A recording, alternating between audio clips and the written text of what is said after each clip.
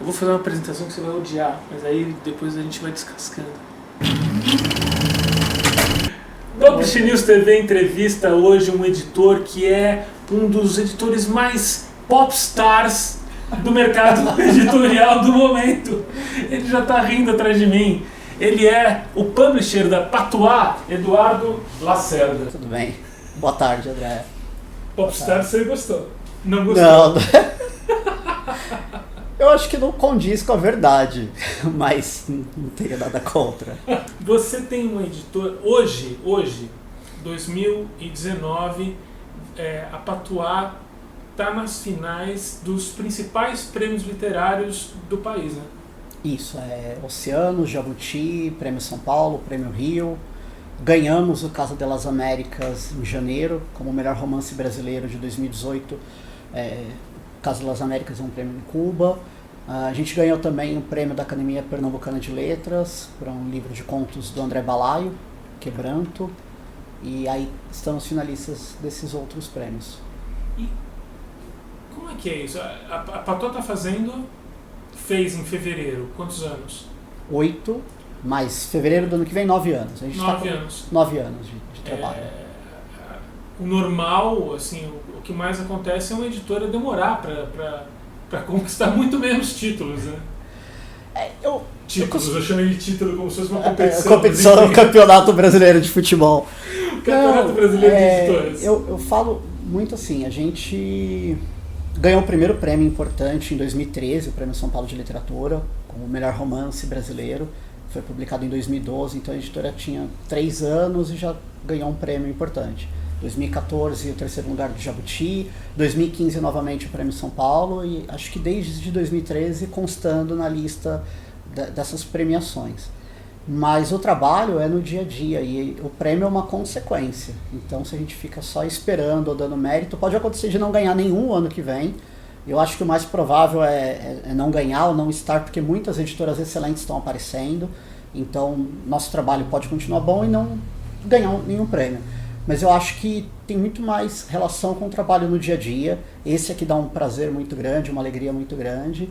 E após isso, se fica finalista ou ganha algum prêmio importante, também é ótimo, é maravilhoso. Mas o trabalho não é pautado por isso, né? Não é um objetivo. Acho que é uma consequência. Edu, hoje você publica quantos livros por mês, mais ou menos? Não estou contando isso aqui. Mas tem uma média. Tem uma média. Eu acho que em 2019 a gente vai chegar a uns 180, 200 livros publicados no ano, né? O ano passado 140 e esse ano aumentou um pouquinho.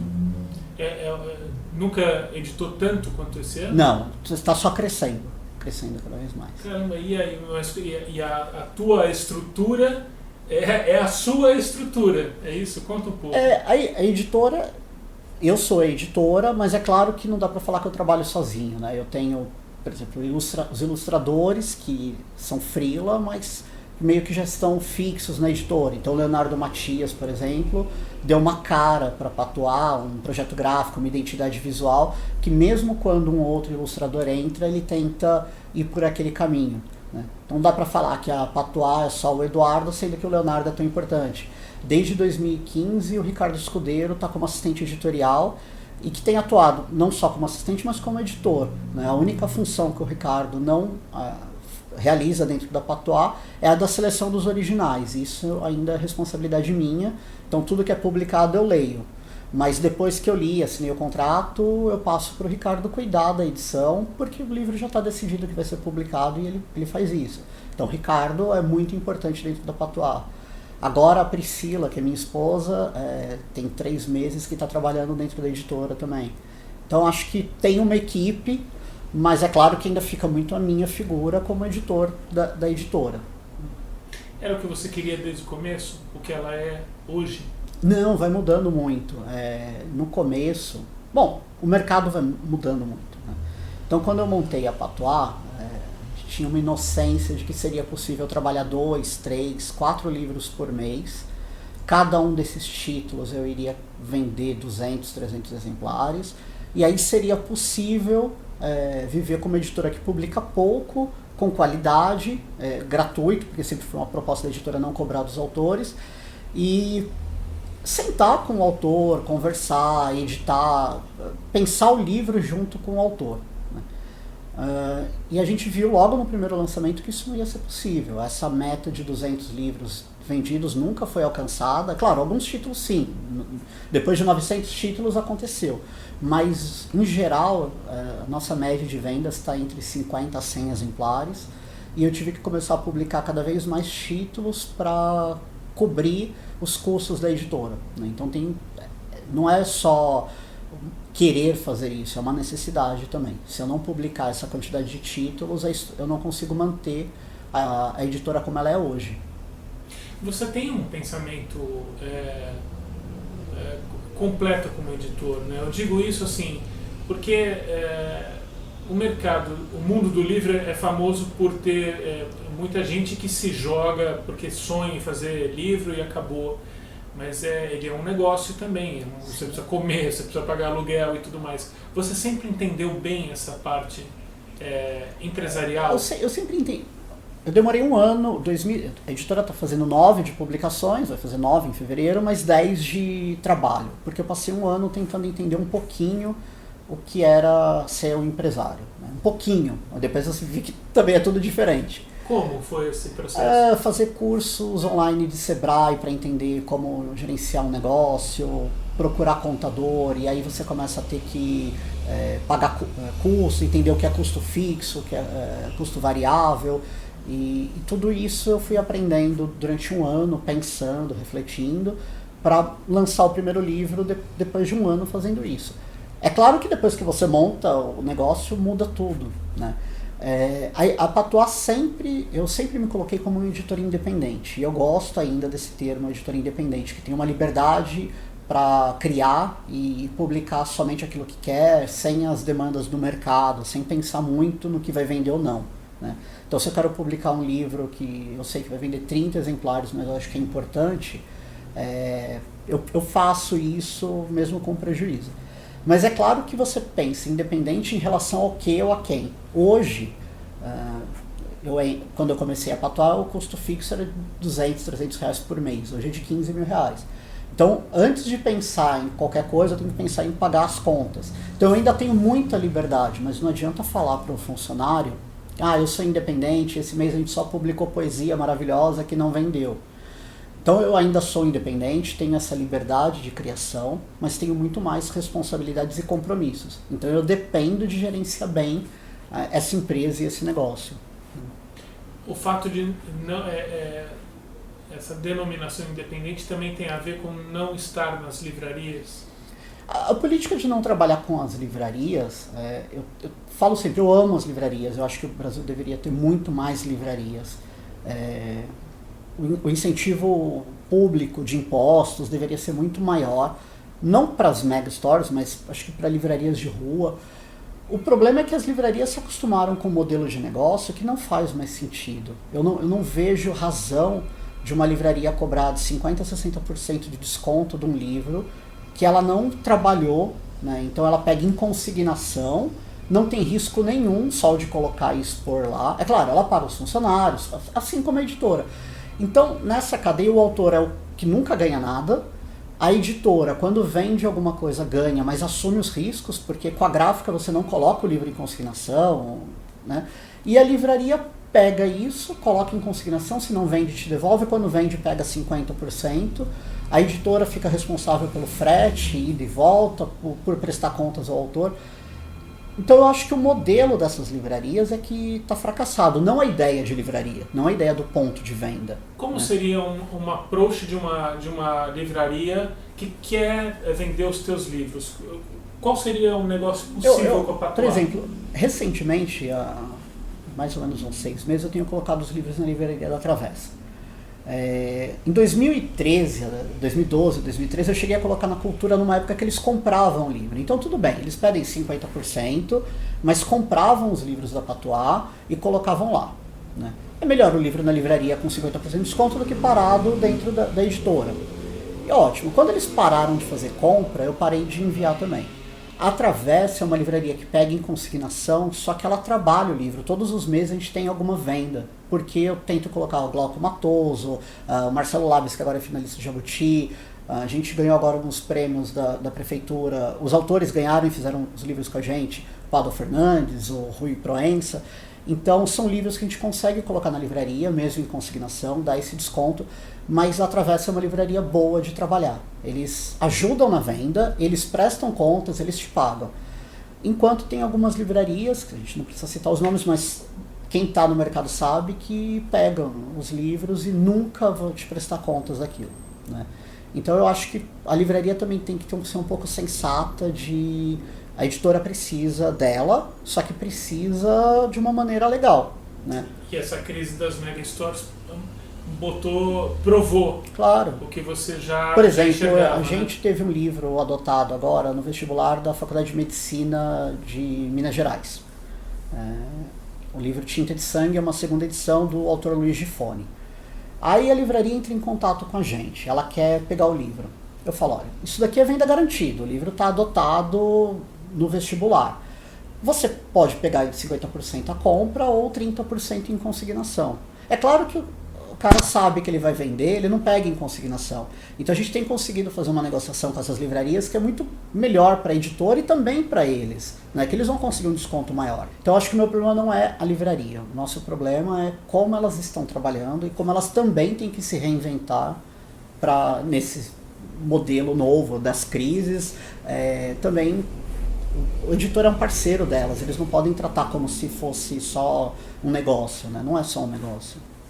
Bom, aquele período, aquele ano que você tirou para estudar mundo empresarial, você falou mudou tudo depois, mas te deu uma sustentação. Claro, inicial, eu acho que é importante quem pensa em montar uma editora hoje tentar conhecer, porque mudou, já não é a mesma coisa de 2010, 2019 é outra coisa, 2020 vai mudar e todos os dias esse mercado está mudando e a gente tem que se adaptar a ele. O que você estava fazendo da vida nesse ano que você já tinha decidido ter uma editora e estava estudando o mercado? Eu decidi montar uma editora em 2001. Eu estava no curso de letras da USP, fazendo uma revista literária, e muitos amigos, autores, que depois eu acabei editando e publicando, começaram com essa necessidade de quero publicar um livro. E naquela época, para publicar um livro, a gente tinha que fazer uma tiragem de 500, 1000 exemplares, uma tiragem maior. Então esse sonho eu fui guardando ele. Eu fiz revista, eu fiz fanzine, eu fiz jornal, eu trabalhei na Casa das Rosas a partir de 2005, durante alguns anos na Casa das Rosas. Em 2010 eu estava na Secretaria de Cultura, no programa São Paulo no Estado de Leitores, ajudando a bolar projetos de incentivo à leitura, instalação de bibliotecas no interior do estado. Era um projeto muito bacana que o governo do estado tinha, né? E aí o Fábio Mantegari, que trabalhava na editora Edra, chegou pra gente um dia, marido de uma chefe que eu tinha lá, falou, olha, a Edra tá com uma gráfica digital e a gente vai fazer a partir de 50 exemplares, os livros, vai imprimir os livros da Edra aqui. E eu falei, poxa, agora, isso foi comecinho de 2010, eu falei, agora dá para pensar mesmo em ter uma editora, né? Voltar a pensar nisso. E aí eu fui atrás de montar empresa, tirar CNPJ, na época não existia MEI, então eu obrigatoriamente tive que contratar um contador. Hoje está um pouquinho mais fácil, né? Você faz uma MEI, você paga um custo fixo, não tem que prestar contas para o governo, é um pouquinho diferente do que eu tive que fazer. Então eu estava ali. Aí em 2011 montei a editora, continuei ali, em 2012 fui demitido. E bom, o que eu faço agora da vida? A editora ainda não está dando lucro, não dá para viver de editora. E por incrível que pareça, meus pais sempre trabalharam com confecção de roupas. Meu pai falou, compra uma máquina de fazer bordado. E eu falei, cara, a essa altura da vida fazer bordado, né? Quero trabalhar com livros, eu trabalhei na Secretaria de Cultura, eu fiz o curso de letras, eu queria ir para essa área. Ele falou, não, é um negócio que você vai fazendo e pode continuar com a tua editora dentro de casa, como era antes, né? E aí foi a melhor coisa que eu fiz, porque em 6 meses trabalhando de casa eu consegui começar a publicar muito mais livros, ganhei a mesma coisa que eu ganhava trabalhando na Secretaria de Cultura fazendo bordados. Depois de 6 meses vendi a máquina para ele e fui trabalhar só com a editora. Então as coisas foram engrenando, deu errado para dar certo depois, né? Qual é a semelhança do bordado com o livro? Tem alguma? Quais são as questões do bordado? Tudo tem questões, não tem? Mas assim, tudo tem. Tudo tem questões, mas como o bordado era algo para... Porque não era um bordado, as pessoas estão aí ouvindo. Não, tô querendo saber que não é magia, era tecnologia. Você programa uma máquina com os desenhos e ela borda para você, né? Então, é uma tecnologia que faz isso. Mas eu nunca pensei nisso como um meio de vida, né? Refletir isso. É um trabalho para ganhar dinheiro. Eu acho que tem muita gente que trabalha com isso que pensa o mercado, vai pensar as questões do bordado. Eu pensava do livro, eu estava lá bordando e pensando no próximo livro, no próximo poema. Teve uma época que eu fiz bordados de bolsas para as capas dos livros, então no lançamento a pessoa comprava um livro e ganhava uma bolsinha. Coisas que eu não tenho mais tempo para fazer hoje em dia, né? Eu não me imagino perdendo 4 ou 5 horas do dia bordando mais, que nem dá tempo. Mas foi legal, foi uma experiência legal naquela época. Que outros trabalhos você fez diferentes fora do mundo do livro? Teve mais? Antes da editora, fui camelô na 25 de março. Vendendo o quê? Bijuteria. Meu pai tinha uma loja na 25, mas não era bem na 25, era numa daquelas travessas da rua 25 de março. Ele faliu, ficou devendo para um agiota hoje, como se fosse R$1,5 milhão, assim.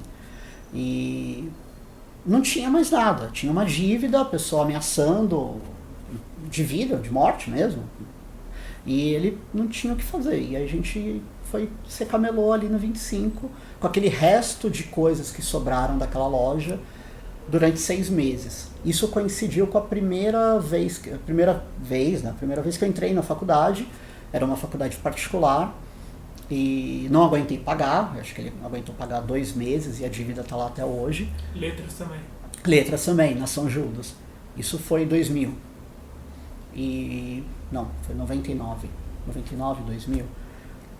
Aí eu comecei, depois disso ele largou a rua como camelô, voltou a ter confecção, tentou se reerguer com confecção, costura, que sempre foi o trabalho deles. E eu arrumei um trabalho em Guarulhos como atendente de telemarketing, né?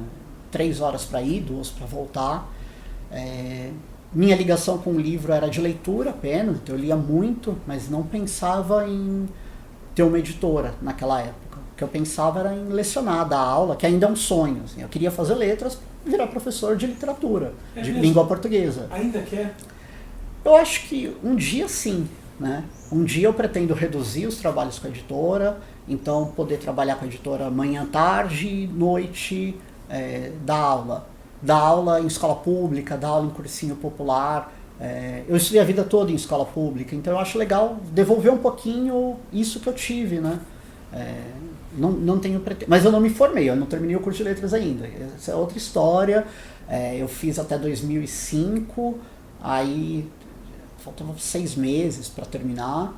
Um dia eu vi que a Casa das Rosas estava... Eu podia lançar o jornal Casulo que eu fazia lá. Sim. E aí eu cheguei para agendar o lançamento, falando com o Doni Correia, que era coordenador cultural lá. E ele falou, Edu, desculpa, tá uma bagunça, a gente tá sem funcionário, tá precisando contratar alguém. Eu falei, como faz para trabalhar aqui? E ele falou, tem que falar com o Fred Barbosa, que é o diretor, mas a gente tá realmente precisando de um estagiário. E aí eu fui falar com o Fred, naquele mesmo dia, né? O Fred falou, Edu, eu quero você trabalhando aqui, mas eu acho que não é um trabalho para você, é um trabalho para ganhar R$400 por mês, não tem condução, não tem alimentação, é um estágio, né, de meio período. E você tá fazendo curso de letras na USP, vai procurar uma coisa melhor. Aqui é para carregar água, servir água e montar aparelho de som. Era assistente de produção cultural. Eu falei, não, Fred, eu quero trabalhar aqui com os poetas, mesmo que seja servindo água para esses poetas, para esses escritores, para esses alunos. Eu vou estar trabalhando com poesia. Já fazia esse jornal, já tinha feito a revista. E aí ele me contratou. Só que aí na hora que ele me contratou, eu larguei o curso, né? E condição para ser estagiária estava fazendo o curso. Então eu fiquei lá 1 ano e meio, quase meio que legal, assim, arrumava documentação, não ia nas aulas, mas me matriculava, né? E fiquei lá um bom tempo como estagiário. Foi bem bacana, eu conheci muitos desses poetas. E outra profissão que eu tenho ainda, que não é o mundo do livro, é o de garçom lá no bar. Eu tenho um bar literário, Patuscada, que é um espaço bem bacana, e no momento do bar eu estou servindo cerveja. Que é uma coisa, me parece muito contemporânea, é que que negócios sejam híbridos, que empresários tenham investimentos que se complementem. No seu caso, o bar tem a ver com a editora. Eu acho que é uma tendência também do mercado das editoras, principalmente as independentes. A Lote 42 tem uma banca e tem uma sala. A editora Cousa, em Vitória, tem um espaço também, uma livraria, um espaço cultural, recebe, faz os lançamentos. A 8,5 durante um tempo teve lá no Rio de Janeiro. Então acho que várias pequenas editoras estão montando esses espaços culturais que servem como uma vitrine para a Casa Relicário, da editora Relicário em Belo Horizonte, como uma vitrine para suas próprias editoras, mas a gente recebe autores das outras editoras. Então eu já recebi muitos autores da 8,5, da Mondrongo, da Reformatório, de várias editoras, pequenas editoras, e também mando nossos autores para fazer lançamento nessas outras casas pelo país. Então a gente tem dialogado muito. Você falou assim que no momento em que você queria, nem que fosse para servir água, para estar no meio da poesia. Imagino que a gente tenha uma resposta por dia diferente de vez em quando, com alguma frequência, aliás, sobre o que é poesia. Hoje, nessa tarde de segunda-feira, o que é poesia para você? É a minha vida. Não tenho uma resposta filosófica sobre o que é o fazer poético, mas a poesia é a minha vida. Meus amigos são escritores, meu trabalho é com poesia, com livro, minhas leituras são de poesia. Realmente é a minha vida, é o que me dá a pulsão de vida, de trabalhar. Eu estava lendo Otávio Paz, coincidentemente hoje, e de manhã, e daí tem uma hora, ele está falando da poesia como era na Grécia, em Roma, na Idade Média e tal, que o poeta tinha um lugar na sociedade. Muita gente já escreveu sobre isso, Afonso Romano, o desemprego do poeta e tal. E o Otávio Paz, no Arco e a Lira, no momento fala isso, em que a poesia passou a não valer nada. E ele fala assim, e não vale nada, quer dizer assim, que não dá para comprar. O Leminski chama de inutensílio, né? Não é inútil, mas não é um utensílio, você não consegue usar, né? Não é uma ferramenta que você usa. E eu gosto dessa ideia de inutensílio. Ela não é que ela não tem utilidade, ela até tem, mas você não é um uso que você dá para aquilo, não é uma engrenagem que você aperta um parafuso e ganha com aquilo. Mas esses cenários que eu tô... O Arco e a Lira é de 56, o Desemprego do Poeta do Afonso Romano Santana é de 62. Hoje, o poeta está empregado? Não, mas é que eles pensam na figura do poeta e eu penso muito mais na figura do leitor, né? O Brasil é um país... Eu acho importante falar isso, eu falo em todos os lugares, eu acho que tem que ter um compromisso político com o nosso discurso. O Brasil nunca se preocupou com o livro, nunca se preocupou com a literatura. É um descaso que vem desde o... É um descaso com várias coisas, né? Social, econômico. Mas quando a gente está falando de livro, o livro também é um descaso. É um dos últimos países, no último país a ser permitida a produção de livro em território nacional. Quando a família real vem fugida de Portugal, eles falam, agora vocês podem fazer, mas ainda com censura prévia. Isso não tem 2 séculos e meio. Aí você pega quantas ditaduras, estados de exceção que proíbem o livro, que não querem saber do livro e da literatura. Não é que não tenha boa literatura, o Brasil sempre teve boa literatura, a produção literária é excelente e maravilhosa, a produção intelectual é maravilhosa. Mas a plataforma, o suporte, livro, o acesso das pessoas, né? Até os anos 50, 60 ainda tinha mais da metade da população era analfabeta. Até hoje você tem 10, 15% das cidades brasileiras sem nenhuma biblioteca. É um absurdo a gente falar que o poeta está desempregado num cenário desses. O poeta é irrelevante porque o livro é irrelevante, a poesia é irrelevante para pessoas que nunca foram estimuladas na leitura do livro. Não quer dizer que as pessoas não gostem de ler. Aí eu entro citando o Antônio Cândido, para mim a literatura é um direito, a poesia é um direito, o livro é um direito, só que esse direito é um direito negado para a maior parte das pessoas. Então não tem como falar, o poeta está desempregado, se o poeta, se o editor não se preocupa com a formação desse público leitor. Acho que tem que ser um compromisso nosso. Vamos formar leitores, vamos ajudar esse país a ser um país melhor, também através do livro. Quais são as práticas que você conhece de formação de leitores que te convencem, que te fazem sentido? É que eu acho que formar leitores exige um trabalho coeso de várias instâncias, né? É político e é da sociedade também. Eu acho que nesse momento eu não vejo um compromisso muito forte com nenhuma dessas instâncias. O governo não está preocupado, os governos, né? Nem prefeitura, nem estado, nem federal muito menos, preocupado com o livro. Os editores se preocupam com o livro, mas se preocupam muito mais com a venda do que com a formação desse público leitor. E tudo bem, a gente mata um leão por dia, mata cachorro a grito, precisa correr para vender e não tem muito tempo para se preocupar com isso. Mas eu acho que formar leitores é tanto cultural quanto educação. A educação a gente não tem muito como influenciar isso, né, porque pedem políticas públicas mesmo. E na cultura sim, acho que uma coisa que tem formado leitores, por exemplo, são os saraus de periferia, né?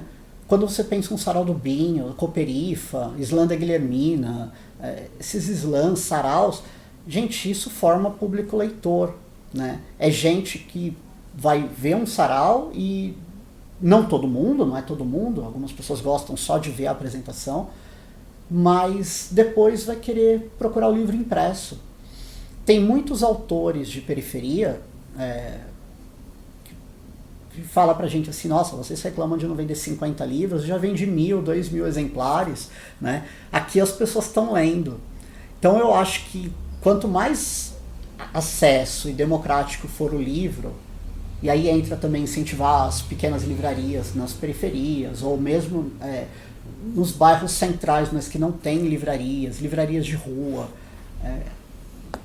Tem uma série de coisas que a gente pode fazer. Acho que foi o Ricardo Terto, um autor nosso, que falou, eu achei um paralelo muito interessante, assim, há 30 anos atrás, qual era a porcentagem de fumantes no Brasil, né? 50%, 40%, hoje é de 5%, 6%. Não foi proibido, né? As pessoas só passou, culturalmente não é mais interessante, não é bonito. E se o livro, de repente, culturalmente passa a ser interessante e bonito, né? As pessoas estão falando de poesia, de livro, de literatura, isso passa a ser relevante nas nossas conversas, como é uma série do Netflix. As pessoas vão ler mais, daqui a 30 anos é possível você ter uma sociedade de leitores. Mas isso é um pouco utópico. Viva a utopia, né? Edu, você chora? Nossa, eu chorei ontem. Por quê? Tem um autor nosso, Jorge Cláudio Ribeiro, professor da PUC, Ciências da Religião, e foi editor da Olho d'Água. E ele fez um depoimento para o Publish News falando do encerramento das atividades da livraria e da editora. E é um texto maravilhoso, se vocês puderem leiam, tá no Publish News. É uma conversa dele com a casa, com o espaço dele, com a livraria dele. De quanta vida, quanta seiva correu ali nos lançamentos. E eu comecei a ler para minha esposa, eu já tinha lido, mas eu li lendo para ela em voz alta e me identificando com essa história de alguém que montou uma editora, que publicou tanto, ele publicou Paulo Freire, publicou tanta gente legal e teve uma livraria e de repente tem que fechar as portas. Eu comecei a chorar muito me identificando com isso, que um dia isso vai acontecer comigo. É inevitável, né? Uma hora a gente não vai ter mais energia, o mercado muda, gente jovem vai chegando e eu não quero ver isso como necessariamente ruim, né? É um fim de um ciclo, vai ser, eu não sei quando isso vai acontecer, pode ser daqui a 1 ano, pode ser daqui a 50, e aí eu chorei muito porque eu achei a história dele muito bonita e realmente quando você... Eu deixei 3 finalistas do Prêmio São Paulo esse ano, assim, a editora que mais tem finalistas na categoria autor estreante. Eu tenho muita gente no entorno, né? Só que de repente, quando a coisa não vai bem, as pessoas somem. E aí é uma solidão muito grande, né? Você fechar uma livraria, você fechar uma editora, pensar que você já teve aquela festa, aquele livro sendo lido, a participação num prêmio, e de repente você não está mais. Então naquele momento eu tive muito medo, eu fiquei triste pelo Jorge, que é uma pessoa que eu admiro e gosto muito, e me identifiquei muito e falei, o Eduardo daqui 30 anos pode estar passando por isso. Eu chorei muito, assim. Qual é o teu sonho para o país, além de ser um país de pessoas mais atentas ao livro e às possibilidades que os livros, que a leitura, que a literatura trazem para a vida das pessoas, né? Qual é o teu sonho para o Brasil? E se você enxerga alguma coisa boa acontecendo daqui a um tempo? Eu acho que coisas boas estão acontecendo a todo momento. Agora, porque falar que nós queremos um país melhor é muito superficial e raso. Eu acho que até as pessoas que querem um país pior estão falando que querem ele melhor, né? É o discurso, ninguém chega e fala, vamos acabar com esse país. Então não precisa dar nome aos bois. Tem pessoas que dizem que querem ele melhor e na verdade querem ele pior. Eu quero um país justo. E aí a justiça está além de direita ou esquerda. Justiça é você ter igualdade racial, igualdade de gênero, igualdade de orientação sexual, de oportunidades, de remuneração pelo trabalho.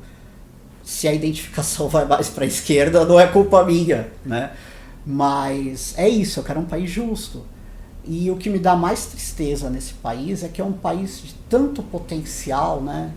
De tanta coisa para ser feita, ser realizada, e parece que nós estamos de mãos atadas para realizar, né? Aí a gente entra em outras questões, mas é um país injusto e mais do que melhor, eu acho que eu quero um país justo. Você já foi para a rua protestar alguma vez? Sim, eu acho que a gente não vai resolver nada só pelo voto, né? Eu acho que as pessoas têm que ir para a rua protestar e pedir coisas melhores. Nem sempre isso funciona, pode sair de uma manifestação como a de 2013 e descambar num protofascismo aí. Mas acho que é importante, né? Não dá para negar isso. O Chile está correndo o risco de ser o 2013 lá ou é outra coisa que está acontecendo? Eu acho que é outra coisa. Lá eles entenderam, a população está entendendo, que o que eles querem é mais direito e não menos direitos. Como a população brasileira caiu na armadilha de achar que menos direitos vai melhorar a situação. Corta FGTS, 13º, auxílio maternidade, horário de almoço e vai ter mais emprego. Não vai. Isso, o chileno está entendendo o seguinte, ele quer mais aposentadoria. Ele quer mais SUS, que não existe lá, existe aqui. Aqui o brasileiro está disposto a dar o SUS, a dar a Petrobras, a dar tudo, com um discurso que vai melhorar. Não vai. Vai melhorar para quem quer, com esse discurso, né? Para essas pessoas, é um interesse. Mas quem tem um interesse não necessariamente é um interesse melhor para toda a população. É um interesse... O motorista do Uber outro dia falou para mim, quando vender os Correios vai melhorar. Eu falei, mas vai melhorar para quem? Né? Eu até acho, eu trabalho todos os dias enviando livros para o Brasil inteiro. Eu acho que o envio de São Paulo para São Paulo, de São Paulo para Copacabana, pode ser que melhore. Mas eu não consigo acreditar que uma empresa vai comprar os Correios e vai entregar no sertão do Ceará, numa cidade do interior de Pernambuco, um livro, um exemplar, por R$6. Eles não vão fazer isso. Vai melhorar para quem puder pagar mais. E enquanto a gente achar que ou melhora para todo mundo ou não melhora para ninguém. As nossas elites nunca entenderam isso. Ou melhora para todo mundo ou não vai ser melhor para ninguém. Né? Então é isso. E se tem alguém querendo comprar os Correios, é porque ele não é tão deficitário assim. Né? Alguma coisa tem ali que interessa o dono da Amazon, que não é nenhum idiota, e que fala de comprar. Uma das possibilidades é vender os Correios para a Amazon. E que pense em comprar os Correios. Se ele fosse deficitário, ninguém ia querer comprar, ninguém compra o que vai dar prejuízo. E se dá lucro, por que você vai vender? Então, um discurso de isso não vale a pena, o Brasil tem que se livrar disso, é melhor, vai ser melhor assim. Melhor para quem? Melhor para quem comprar, que vai ganhar muito dinheiro. Vai ser melhor para mim? Não vai ser melhor para mim. Não vai ser melhor pro leitor, não vai ser melhor para as pessoas, para os funcionários dos Correios, para o carteiro. É isso. Qual foi o filme mais lindo da sua vida que você assistiu? Eu não consigo lembrar. O livro que mais te destroçou? 100 Anos de Solidão é um dos que eu sou mais apaixonado. E brasileiro, a poesia da Hilda e do Drummond, que eu acho que eu leio praticamente todos os dias. Romance tem aquele impacto depois da leitura, durante a leitura, mas você não retoma sempre, né?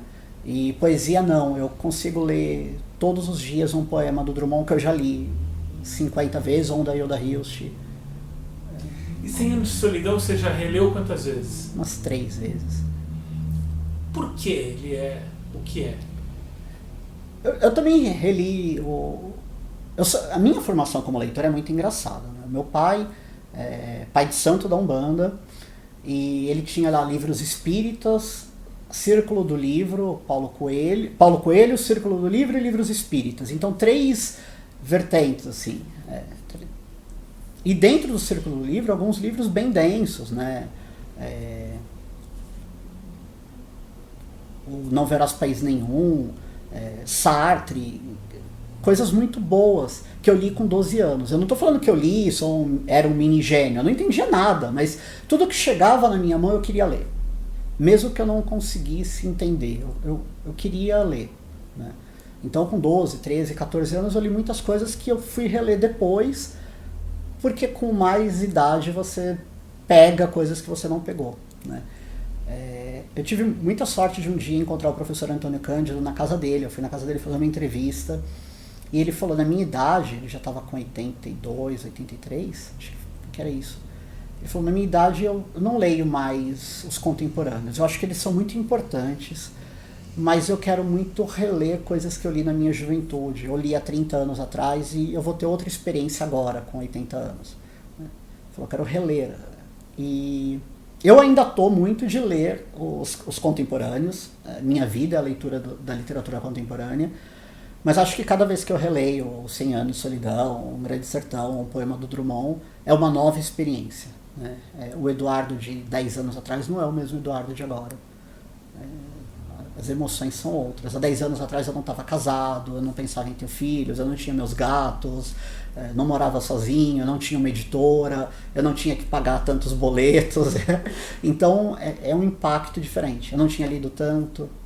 Pensando em ter filhos, né? Sim, é o meu sonho. Vai que ele gosta de poesia. Você vai encarar essa? Vou. Essa é uma aventura que vai dobrar tudo, né? Não, mas mesmo... eu já combinei com a minha esposa que se não for possível, a gente quer adotar uma criança. Então eu quero, é um sonho, assim. Você se imagina velhinho? Você vai ser um cara legal como você é hoje, velhinho também? Então, o que eu tava falando da editora que fechou, da Olho d'Água, quando foi sábado, domingo, um poeta falou que na Folha que era contra essa falência do livro. Eu não sei se eu vou ser legal, mas uma coisa que eu coloquei na minha cabeça é assim, eu não ligo pro corpo, a decrepitude do corpo, envelhecer. Eu só não queria ser alguém amargurado achando que o mundo me deve alguma coisa, né? O mundo deve coisas para todo mundo, principalmente para outras pessoas. Para mim já me deu coisas demais. Eu não quero chegar aos 70, 80 anos achando, nossa, fiz tanto pela literatura e agora ninguém lembra quem eu sou. As pessoas não lembram mesmo, e tá certo, os jovens estão preocupados em ainda construir a história deles, os mais velhos vão morrendo e nossos amigos com 80 anos, muitos já vão ter ido embora. Eu quero viver o agora, ser muito feliz agora, para quando eu tiver mais velho, falar, ó, eu fiz o que foi possível, eu fui muito feliz naquele momento. Se hoje as pessoas se afastaram, né, se hoje... Então, eu me imagino velhinho. Eu não sei se eu vou ser um cara legal, mas eu não quero ser um cara amargurado. O mundo não vai ficar me devendo nada, eu estou em paz com esse mundo. O que eu fiz para mudar ele e mudar a minha vida, eu fiz enquanto eu consegui mais jovem. Então eu não quero ser o cara que fala, na minha época era melhor, na minha época a gente fazia festas maravilhosas, porque os jovens vão estar fazendo coisas foda sim, né? Tem muita gente, meninas e moleques de 18, 19 anos, todo dia eu recebo, a minha maior alegria assim como editor, hoje na Patois a gente tem dois extremos. Garoto ou garota de 20 anos, 18, 19, 20 anos, que mandam o primeiro livro, e o Marco Lucchesi, que é o presidente da Academia Brasileira de Letras, né? O Carlos Nejar, que também está na academia, o Alexei Bueno, os caras que já têm toda uma história, e essa molecada. E essa molecada vem para destruir no bom sentido, para fazer coisas, né? Criar editoras mais legais, encontrar soluções que eu encontrei há 10 anos atrás dentro da Patois para o mercado editorial, eles estão encontrando para o mercado editorial que eles vão encontrando. Então é isso, eu me vejo velhinho, mas um velhinho que acredita que o mundo caminha, né, para melhor. Fala da sua relação íntima e distanciada com Belchior. Eu amo o Belchior. O Belchior toda sexta-feira, isso quando eu já tinha 9, 10 anos, meus pais saíam para ir para o terreiro. Dois pais de santo em casa, então quando dava umas 6h30 eles saíam. Durante muito tempo eu acompanhei, então quando eu era mais novo, 6, 7, 8 anos, eu acompanhava os dois porque eles não iam me deixar sozinho em casa. A partir dos 9, 10 anos, eles confiaram de deixar em casa. Casa trancada, criança de 9, 10 anos não vai botar fogo na casa, ficava vendo televisão. Eu ia mexer nos livros do meu pai, e aí que eu ia ler o Paulo Coelho, ou Violetas na Janela, e também o Sartre, e ia ouvir o disco do Belchior dele, que eu tenho até hoje, o Alucinação, o Coração Selvagem, e colocar na vitrola e ouvir aquele vinil. Eu não entendia, eu não sei qual era a minha, não lembro qual era a minha sensação.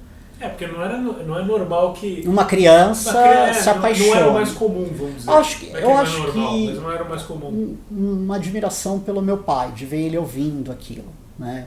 Meu pai era e é a grande referência para mim e, poxa, ele ouvia aquilo, então que legal, eu vou colocar e vou ouvir também. E me apaixonei. Aí na adolescência me afastei, aí como todo adolescente fui ouvir coisas que os adolescentes ouvem, músicas da minha geração, e lá pelos 17, 18 anos fui retomando ouvir o Belchior, aí já em CD, depois todo dia no Spotify, e acho ele um gênio. Mas outros também, assim, Milton Nascimento, que para mim é um gênio mesmo. Você falou do seu pai, que é pai de santo, sua mãe também, mãe de santo e tal. Como é que é a sua relação com a religião hoje? Eu não frequento, eu acredito, eu gosto. Eu gosto. Tem Deus, Edu? Tenho. Eu acho que existe. Temos? Tem Deus? Existe, eu acredito. Mas eu não acredito da maneira como as religiões pregam, assim, não é alguém julgando, não é uma figura. Eu acho que eu não consigo entender esse universo sem uma fonte criadora. Mas eu também não sou do tipo de pessoa que me sinto culpado quando cometi um pecado e acho que existe lá um Deus me julgando. Eu acredito muito nessas trocas de energia, acredito muito em generosidade. Acho que se existe um Deus, é um Deus de amor, é um Deus de generosidade, de caridade, mas não caridade no sentido de você dar uma moeda para uma pessoa que está precisando. É de você trocar coisas, né? Trocar afetos, trocar cuidados. Eu acredito nisso. Mas religião é uma coisa que eu não sigo. Então, eu sou um homem que acredita em Deus e não em religiões. Eu acho que todas elas têm coisas boas e ajudam as pessoas e também atrapalham muito, mesmo a Umbanda, atrapalham demais e ajudam demais. Então não tem como julgar uma pessoa que está sendo ajudada por uma religião não condeno essa pessoa, se está fazendo bem para ela.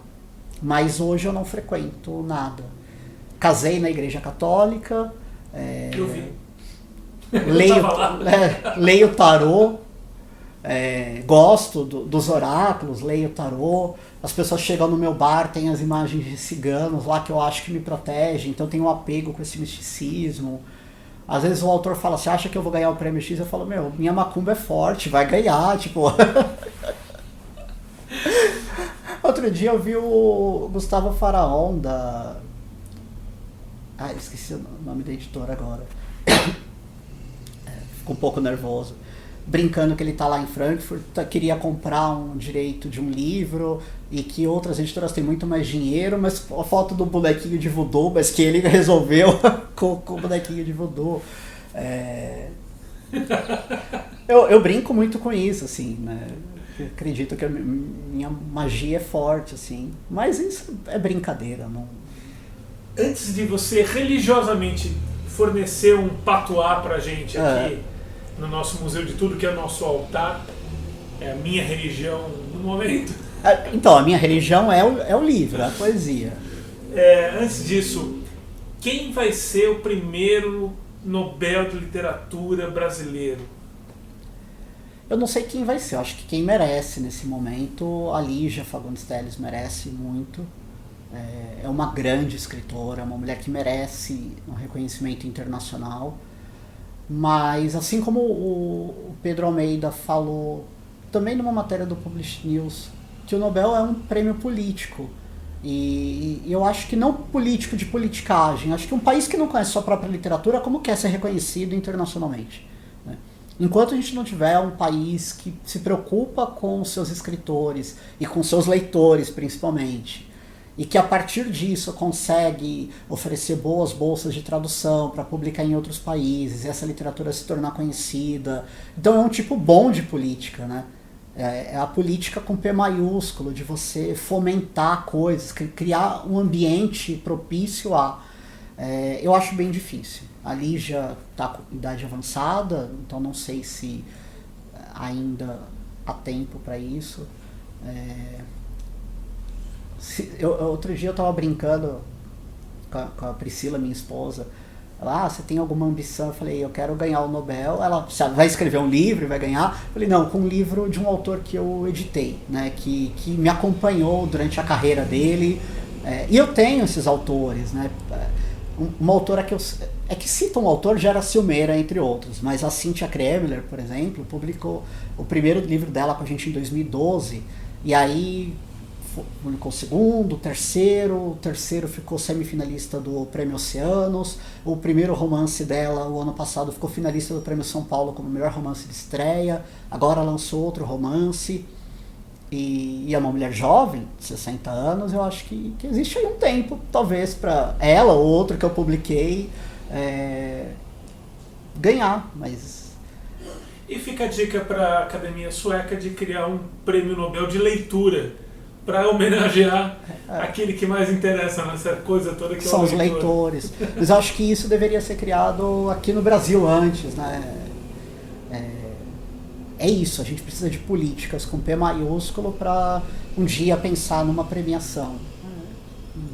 Agora chega de papo furado, eu quero o meu presente. É maravilhoso conversar com você. Edita as partes que você não gostar. Eu vou te dar uma notícia, eu não edito. Não edita, a gente vai joga. Tudo, Então tá bom. Vai tudo. Para as pessoas terem o prazer que eu tenho de te ouvir. Eu vou hackear o sistema, o seu computador.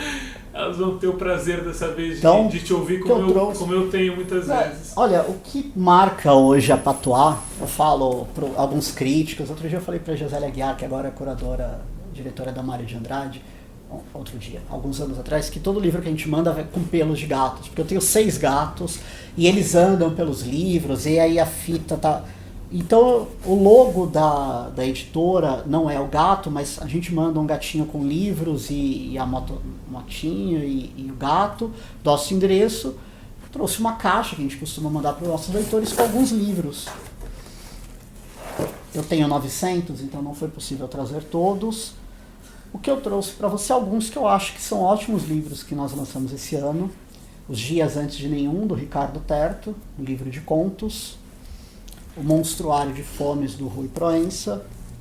Fundamentos de Ventilação e Apneia, do Alberto Bresciani. E O Desvio das Gentes, do Pádua Fernandes. Então, 4 livros aqui para a biblioteca de vocês e uma caixa, que quando você menos esperar o gato entra. Por incrível que pareça, se eu deixo uma caixa assim com os livros, o gato consegue entrar aqui dentro. E aí depois é por isso que a caixa vai cheia de pelo de gato pro leitor e pros críticos e jornalistas também. Acho que é isso. Ainda, né? Acho que isso. Não, e acho que é isso que dá sorte nos prêmios, né? Você faz a inscrição para um prêmio, manda os livros cheio de pelo de gato, o cara olha e fala, vou dar mais atenção para ele. Obrigado, Edu. Cara, muito obrigado, parabéns pelo Obrigado. trabalho.